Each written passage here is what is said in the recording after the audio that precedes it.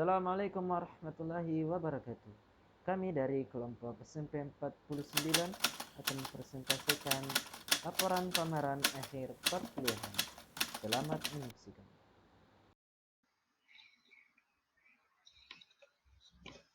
Assalamualaikum warahmatullahi wabarakatuh. Perkenalkan, nama saya Lukman. Saya dari bidang studi ilmu pengetahuan sosial, mahasiswa PPG Perjabatan gelombang 1. Kali ini saya akan melaporkan tentang pembaharuan di kelas 71 UPT SPF SMP Negeri 49 Makassar. Permasalahan, berdasarkan hasil pelaksanaan pembelajaran di sekolah atau pada kegiatan PPL 1 di UPT SPF SMP Negeri 49 Makassar, maka dapat saya berikan gambaran terkait fenomena permasalahan yang terjadi di kelas 71, yaitu rendahnya tingkat antusias atau minat belajar peserta didik dalam menerima pelajaran, sehingga keaktifan peserta didik dalam pembelajaran masih rendah, baik itu secara mandiri ataupun berkelompok. Nah, saya mencoba untuk menganalisisnya. Peserta didik kurang antusias dalam belajar disebabkan karena peserta didik yang kurang mempersiapkan diri dalam mempelajari materi yang akan disampaikan pada setiap pertemuannya. Ditambah lagi jam pelajaran yang dimulai pada siang hari, yaitu pukul 12.00 sampai dengan 17.30 WITA, di mana kita ketahui bersama bahwa jam-jam seperti itu tidak cukup efektif bagi peserta didik menerima pembelajaran, apalagi ditambah dengan suasana kelas yang panas. Selain itu, hal tersebut juga dipengaruhi oleh metode pembelajaran yang digunakan hampir dalam setiap pertemuan itu sama, dan media yang ditampilkan juga kurang inovatif sehingga siswa merasa kurang termotivasi dalam menerima materi pelajaran. Nah, dari permasalahan tadi, saya mencoba untuk memberikan solusi. Solusi yang saya tawarkan adalah perlunya perbaikan dalam proses pembelajaran, yakni dengan menggunakan metode pembelajaran yang bervariasi dan menggunakan media pembelajaran yang lebih menarik. Kalau memungkinkan, baiknya menggunakan teknologi untuk menampilkan media pembelajaran dan sesekali pula menggunakan media konvensional. Selain itu, kita juga perlu melakukan ice breaking di setiap pertemuan, mengingat jam pelajaran selalu dilaksanakan pada siang hingga menjelang sore dan waktu maghrib. Nah, output yang sudah saya buat di kelas 71 SMP Negeri 49 Makassar pada praktik pembelajaran terbimbing, saya menggunakan model pembelajaran PBL dengan metode berdiskusi kelompok. Saya juga menerapkan ice breaking di awal pembelajaran untuk membuat peserta didik antusias dan bersemangat kembali mengikuti kegiatan pelajaran, mengingat jam mengajar saya itu dilaksanakan pada sore hari. Selain itu, saya menyiapkan bahan ajar berupa PPT dan menampilkan gambar serta video yang bisa membuat siswa melihat langsung contoh yang terkait dengan materi pelajaran pada saat itu. Saya juga menyiapkan LKPD untuk dikerjakan secara berkelompok dan membebaskan mereka peserta didik untuk berkreasi. Demikian, lebih dan kurangnya mohon dimaafkan. Kami akhiri dengan ucapan Assalamualaikum warahmatullahi wabarakatuh.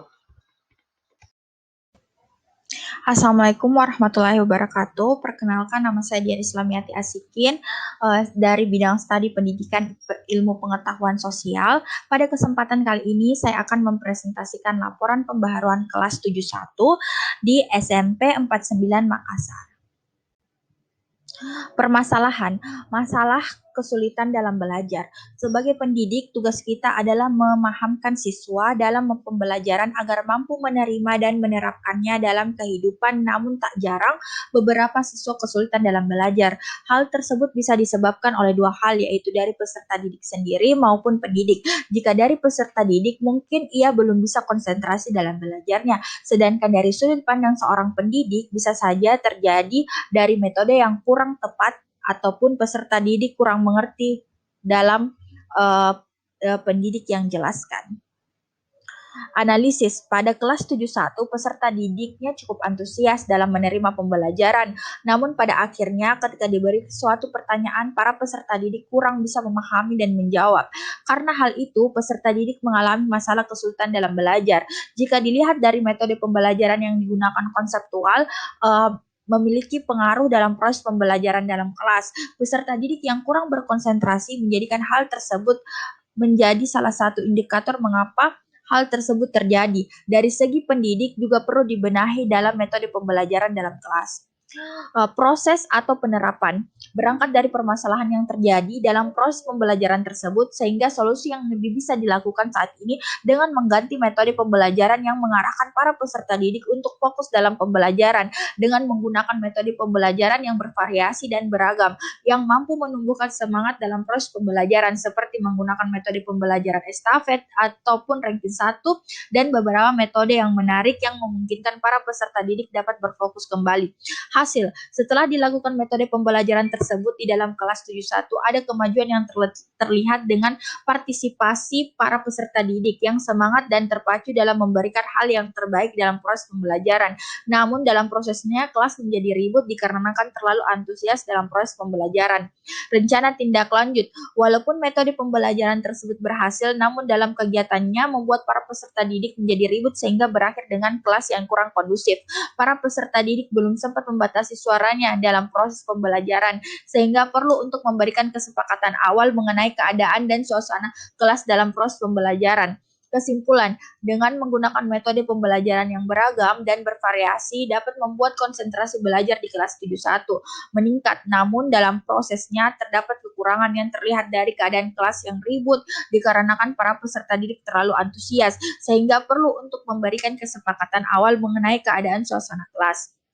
Baik, itu tadi presentasi yang dapat saya lakukan pada kesempatan kali ini.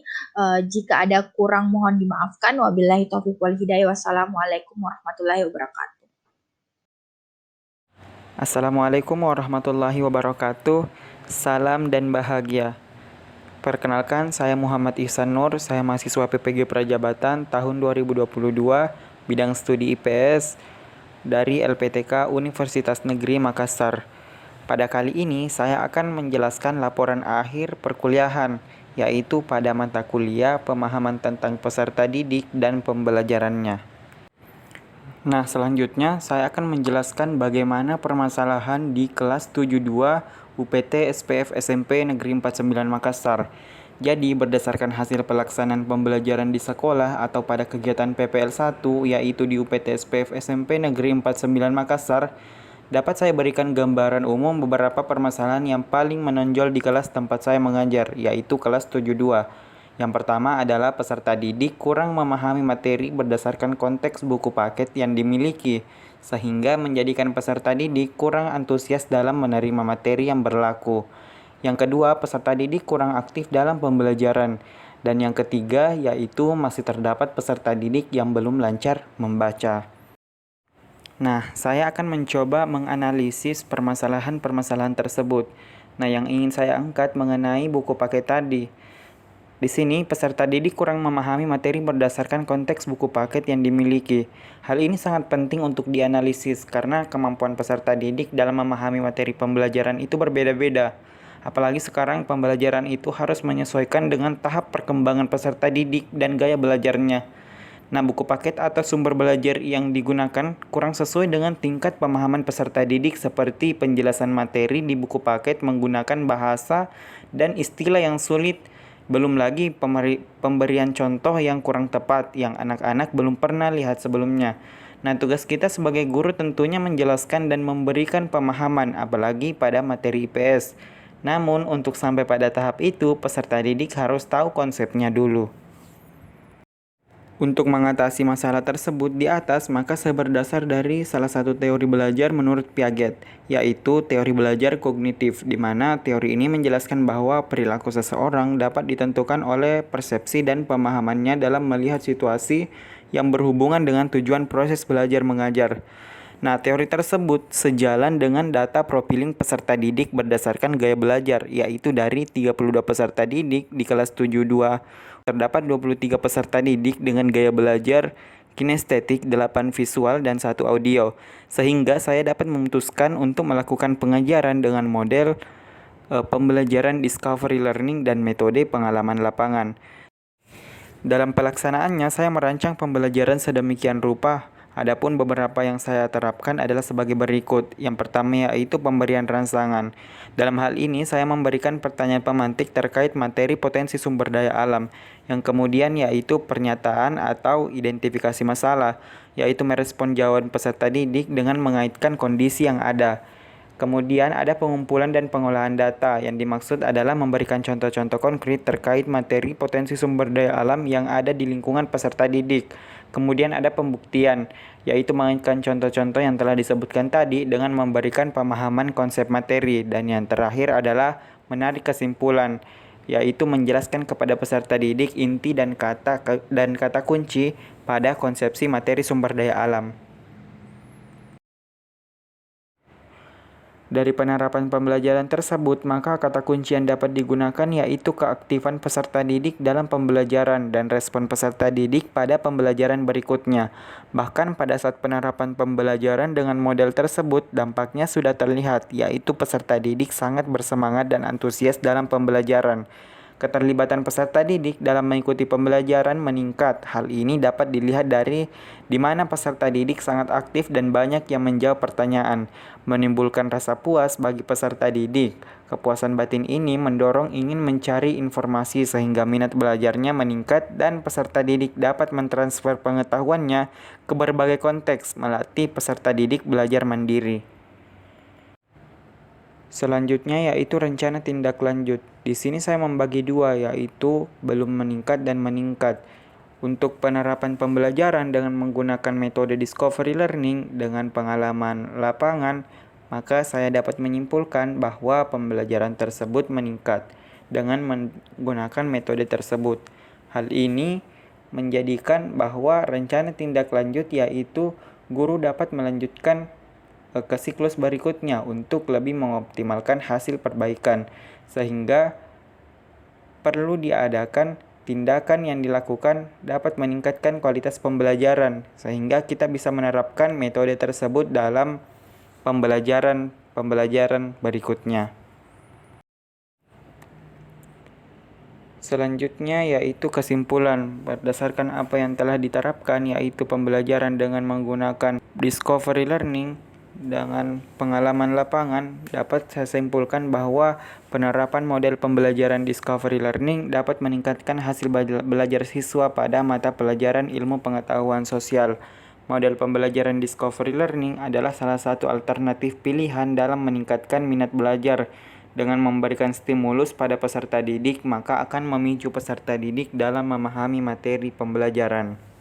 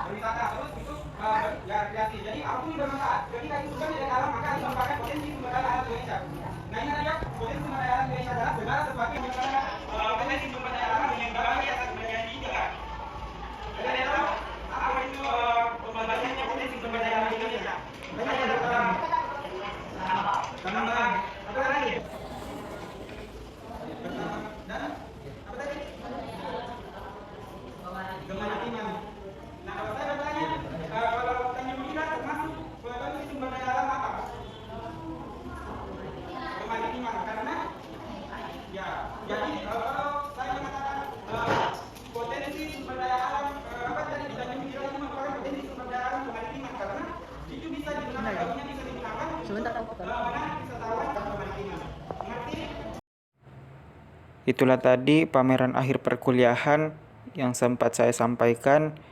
Lebih dan kurangnya mohon dimaafkan. Saya ucapkan wassalamualaikum warahmatullahi wabarakatuh.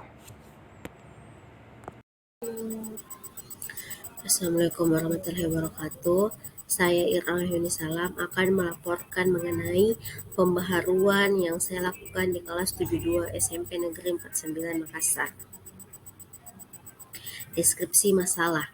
Masalah di kelas 72 adalah kurangnya minat atau semangat dari peserta didik dalam proses pembelajaran. Peserta didik kebanyakan sibuk dengan kegiatan mereka sendiri meskipun gurunya menjelaskan di depan. Mereka baru akan fokus ketika ada arahan untuk mengerjakan soal atau ditegur karena tidak memperhatikan penjelasan dari guru yang mengajar. Kemudian analisis, saya melihat perlunya perbaikan dalam proses pembelajaran, seperti mengganti metode pembelajaran yang digunakan. Perlu adanya penyesuaian dengan karakteristik peserta didik dan tingkatan usianya. Untuk anak SMP kelas 7 yang masih suka main, mungkin bisa menggunakan metode pembelajaran yang berbasis permainan atau menggunakan media pembelajaran yang lebih menarik. Kalau memungkinkan juga menggunakan teknologi. Kemudian proses dalam upaya penyelesaian permasalahan tersebut yang saya lakukan adalah mencoba menerapkan solusi yang saya tawarkan. Jadi dalam perencanaan perangkat pembelajaran, saya menggunakan metode belajar sambil bermain dengan media tanya jawab berupa soal-soal yang mempertandingkan antara laki-laki dan perempuan. Jadi peserta didik dibagi menjadi dua kubu lalu dipertandingkan dengan soal-soal berupa materi yang menjadi tujuan pembelajaran kita pada hari itu. Selain memantik peserta didik untuk lebih fokus, juga memperkenalkan peserta didik budaya literasi dan kekompakan sesama anggota tim. Kemudian hasil dari proses yang telah saya lalui atau saya lakukan yaitu metode tersebut membuat peserta didik lebih aktif lagi dalam pembelajaran. Mereka terlihat antusias dan menyukainya karena mereka merasa terpacu untuk mencari jawaban dan berlomba-lomba untuk mendapatkan skor tertinggi. Saya merasa metode ini cocok untuk diajarkan di anak SMP kelas 7 pada materi yang lumayan banyak pembahasannya seperti materi mengenai kerajaan-kerajaan. Peserta didik lebih mudah memahami dan menerima pembelajarannya. Kemudian rencana tindak lanjut yang akan saya lakukan adalah saya ingin melakukan lebih banyak metode yang menarik dan mudah diterima oleh peserta didik tanpa melupakan gaya belajar dan karakteristik mereka. Saya ingin menciptakan kelas yang menyenangkan untuk mereka namun tetap memperhatikan ketercapaian tujuan dan materi-materi yang akan diajarkan. Metode dan media disesuaikan dengan materi dan seperti apa keadaan dari peserta didiknya. Kesimpulan, peserta didik kelas 7-2 menyukai pembelajaran dengan metode baru dan menyenangkan untuk mereka. Pembelajaran yang dapat membawa mereka mampu mencari dan membangun pemahamannya sendiri, baik itu melalui gambar yang mereka lihat dan juga bacaan yang mereka baca. Ya, cukup sekian dari saya. Lebih dan kurangnya mohon dimaafkan. Saya kembalikan kepada moderator. Baik, Assalamualaikum warahmatullahi wabarakatuh dan salam sejahtera bagi kita semua.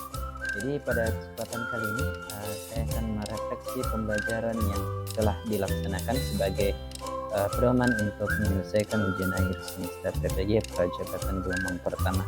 Baik, jadi untuk yang pertama itu kita masuk pada bagian daftar isi. Itu pada bagian A adalah rumusan masalah, kemudian yang kedua atau bagian B adalah alternatif solusi.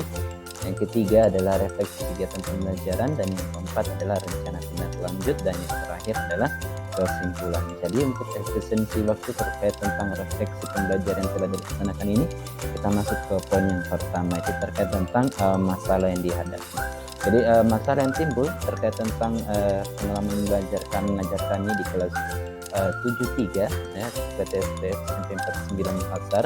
Itu ada dua poin penting ya. Yang pertama adalah terkait tentang manajemen waktu dan yang kedua adalah karakteristik yang berbeda dari setiap peserta didik. Jadi yang pertama adalah terkait tentang manajemen waktu. Jadi manajemen waktu disebabkan karena kurangnya pengalaman guru model dalam pengkondisian kelas sehingga waktu pembelajaran yang telah direncanakan tidak berjalan sesuai dengan apa yang telah ditentukan. Jadi kondisi ini juga disebabkan karena kurangnya ketegasan dari guru model dalam mengajar sehingga peserta didik kurang cepat dalam menyelesaikan tugas kelompok yang telah diberikan. Dan juga hal ini mengakibatkan waktu yang digunakan untuk kegiatan penutup pembelajaran menjadi kurang efektif karena bertepatan dengan jadwal pulang sekolah peserta didik. Yang kedua adalah karakteristik yang berbeda. Jadi terkait tentang hal tersebut, gaya belajar yang sesuai adalah kunci keberhasilan bagi seorang peserta didik dalam belajar. Oleh karena itu, dalam kegiatan belajar, peserta didik sangat perlu dibantu dan diarahkan untuk mengenali gaya belajar yang sesuai dengan dirinya, sehingga tujuan pembelajaran dapat dicapai dengan efektif. Hal tersebut juga menjadi masalah bagi guru model yang belum bisa mengetahui secara baik karakteristik dari setiap peserta didik. Selanjutnya adalah yang kedua, yaitu adalah alternatif solusi yang diberikan. Jadi yang pertama terkait tentang manajemen waktu kurang baik tadi, itu ada 3 poin alternatif yang akan diberikan. Adalah yang pertama, pembagian alokasi waktu disesuaikan pada setiap tahap sintaks yang dipilih dengan memperhatikan kegiatan yang akan dilakukan oleh peserta didik. Yang kedua adalah meningkatkan volume suara agar peserta didik dapat dengan mudah terkondisikan. Yang ketiga adalah lebih tegas dalam menghadapi peserta didik sehingga mereka lebih cepat dalam menyelesaikan tugas yang telah diberikan. Poin yang kedua adalah peserta didik mempunyai karakteristik yang berbeda-beda. Di sini ada beberapa poin, ada 6 poin diberikan oleh kami. Pertama adalah pemberian motivasi belajar, yang kedua adalah memperhatikan gaya belajar peserta didik, yang ketiga selalu bersikap ramah terhadap peserta didik, yang keempat tidak menyalahkan jika peserta didik belum mengetahui apa yang sebenarnya terjadi. Jika peserta didik benar-benar melakukan kesalahan, maka nasihatilah dengan lembut agar peserta didik tidak merasa disalahkan atau disudutkan. Yang kelima adalah selalu menawarkan bantuan, dan yang keenam adalah jadilah guru yang mampu menjadi orang tua pada saat peserta didik di sekolah maupun teman baginya, atau secara sekaligus menjadi teman bagi peserta didik. Oke, melangkah ke selanjutnya yaitu adalah refleksi kegiatan pembelajaran. Jadi setelah kami melakukan kegiatan pembelajaran, ada 2 hasil refleksi kami, yaitu kelebihan dan kekurangan. Jadi kelebihan itu adalah pemberian ice break yang membuat peserta didik lebih bersemangat. Yang kedua adalah menggunakan model pembelajaran berbasis masalah sehingga dapat melatih peserta didik untuk berpikir kritis. Yang ketiga, proses pembelajaran menarik sehingga peserta didik antusias dalam mengikuti pembelajaran, terutama saat akan membuat hasil karya kelompok mereka. Yang keempat atau yang terakhir adalah membuat produk berupa hasil karya kelompok sehingga dapat melatih kreativitas peserta didik. Selanjutnya adalah bagian B atau yang kedua adalah kekurangan. Di sini ada 4 poin. Pertama adalah manajemen waktu yang kurang baik sehingga alokasi waktu pembelajaran tidak sesuai dengan yang telah direncanakan. Yang kedua, guru model kurang tegas sehingga peserta didik kurang cepat dalam menyelesaikan tugas yang diberikan. Yang ketiga, guru model belum memahami secara keseluruhan kebutuhan dan karakteristik dari setiap peserta didik. Dan yang keempat adalah guru model masih kurang dalam memberikan sarana dan media pembelajaran yang sesuai dengan karakteristik dari setiap peserta didik. Oke, selanjutnya adalah rencana tindak lanjut. Jadi yang paling pertama adalah terkait tentang manajemen waktu. Di sini ada 2 poin. Pertama adalah melatih ketegasan guru model dalam mengajar sehingga dapat mengkondisikan peserta didik dengan lebih baik. Yang kedua adalah merancang pelaksanaan pembelajaran sesuai dibuat seideal mungkin dengan membagi alokasi waktu yang disesuaikan dengan kegiatan yang akan dilakukan oleh peserta didik. Yang kedua adalah keberagaman peserta didik, adalah memperhatikan gaya belajar dari peserta didik. Itu adalah gaya asesmen diagnostik, kemudian pembelajaran yang berdiferensiasi, kemudian pengajaran yang responsif terhadap kultur, dan yang ketiga adalah pengajaran sesuai dengan level. Sehingga dapat ditarik kesimpulan bahwa hendaknya guru dapat memperhatikan perbedaan dari karakteristik masing-masing peserta didik. Jadi setiap peserta didik memiliki gaya belajar yang berbeda-beda sehingga dalam menerima, mengolah, dan mengingat informasi yang diperoleh juga berbeda-beda. Demikian hasil refleksi saya terkait apa yang telah saya lakukan di PPL pertama. Demikian, lebih dan kurangnya dimaafkan. Assalamualaikum warahmatullahi wabarakatuh. Baiklah, pada kali ini saya akan memaparkan hasil laporan pembaharuan yang saya temui pada kelas 73 di UPT SPF SMP Negeri 49 Makassar. Nah, yang pertama yaitu permasalahan. Layaknya kebanyakan anak kecil, anak hanya ingin bersenang-senang termasuk saat ada di sekolah. Dengan kemajuan zaman dan hal positif yang menyertai anak di sekolah, ada juga hal-hal negatifnya. Selalu ada dua sisi.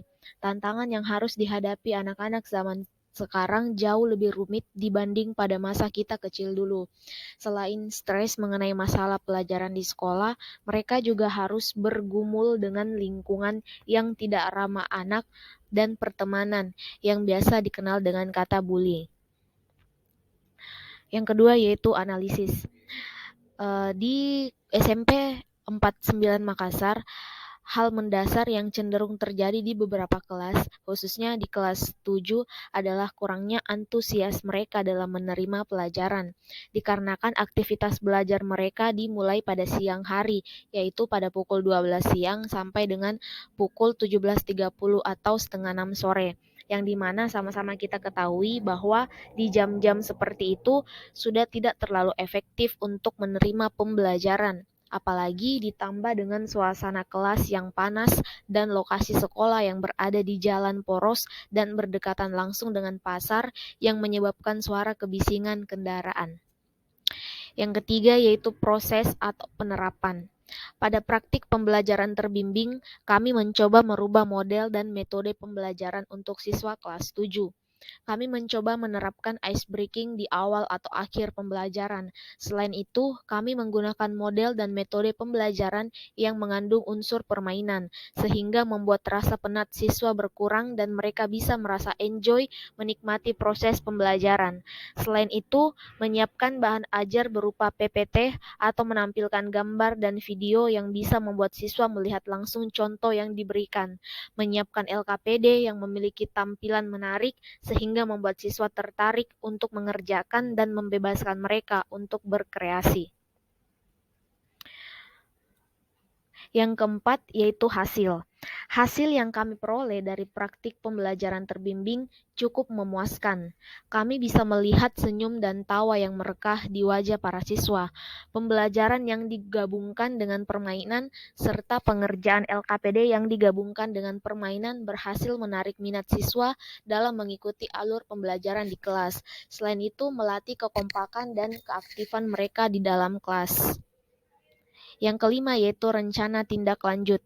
Dari hasil praktik pembelajaran yang dilakukan di dalam kelas, dapat kami simpulkan bahwa strategi pembelajaran memiliki pengaruh besar dalam menumbuhkan minat belajar siswa. Selain itu, menyiapkan LKPD yang tampilannya bervariasi membuat siswa tertarik untuk mengerjakan soal-soal yang diberikan. Adapun yang dapat kami simpulkan yaitu berdasarkan hasil pengamatan kelas yang kami lakukan di sekolah PPL 1 dapat disimpulkan bahwa ada beberapa hal yang mempengaruhi minat belajar siswa seperti kondisi sekitar lingkungan sekolah, keadaan kelas, dan metode pembelajaran yang disajikan oleh guru. Didukung oleh jam belajar siswa yang terhitung sudah bukan jam efektif untuk menerima materi. Maka dari itu, sangat penting untuk menciptakan suasana kelas yang mendukung suasana belajar menjadi lebih asik sehingga bisa menghilangkan rasa jenuh yang dialami oleh siswa. Sekian pemaparan dari hasil laporan kelas yang saya temukan. Lebih dan kurangnya mohon dimaafkan. Terima kasih.